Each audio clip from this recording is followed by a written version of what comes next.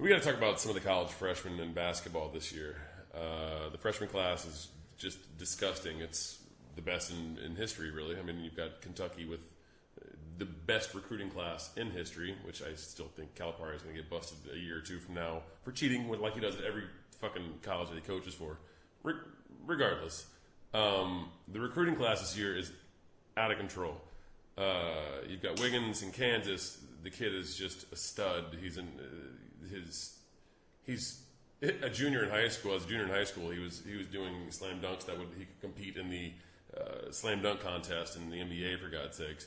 Jabari Parker, obviously, in Duke, who I think is the best player, if not the best player in college basketball right now, definitely the best in this recruiting class.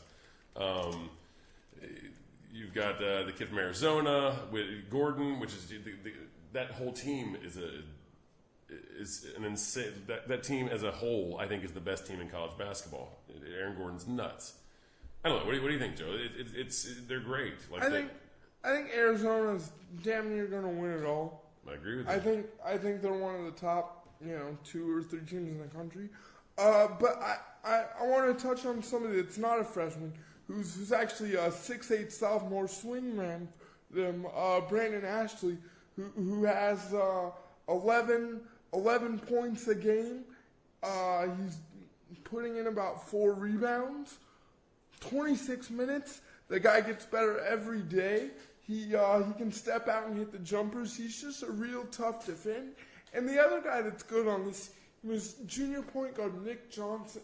The guy gets good. The guy gets better every year. Every year he gets better. They actually thought that he was going to come out after his freshman year. He had a real solid Pac-12 tournament. And I saw this Arizona team just kind of throttle Duke. Like, I think Duke in the NIT tournament that just happened, I think Duke they lacked a lot of defense. In the past, they which is bizarre because you got Coach K at the helm. So here's why I think it's not. In the past, they had senior leadership, but pro level senior leadership, guys like Kyle Singler, the Plumlee brothers, Nolan Smith, and those guys just aren't there anymore. And it doesn't matter how good your freshmen are. If you don't have that glue to put it together, you're kind of missing out. And I don't know. I think Duke can obviously play with any team in the country, but when it comes down to winning the national championship, I think they're a little short compared to some of the teams that are out there. Yeah, you and I agree. Arizona is the game they played against Duke was they just exposed every weakness that they had, and Duke could do nothing right, especially towards the end of the game. It was almost like Duke was just on their heels and Arizona was running circles around them. Jabari Parker, that kid is a special talent. He really is, but he can't do it all himself. In my opinion, if he goes into the NBA tomorrow, he makes an impact with whatever team that he's with. He's that good. But unless he's with 4 other guys on the court that can pull it off, Coach K is going to have to work a miracle in order to get that team to the dance, to the Final Four of the dance. But it's very rare that we agree. Arizona, they're the real deal. Yeah, Jabari Parker, he's a solid player. I think he's got to get a little bit better on the defensive end, and I think that'll come with time. The guy that I think is probably my leading candidate for Player of the Year is Marcus Smart. The guy can shoot.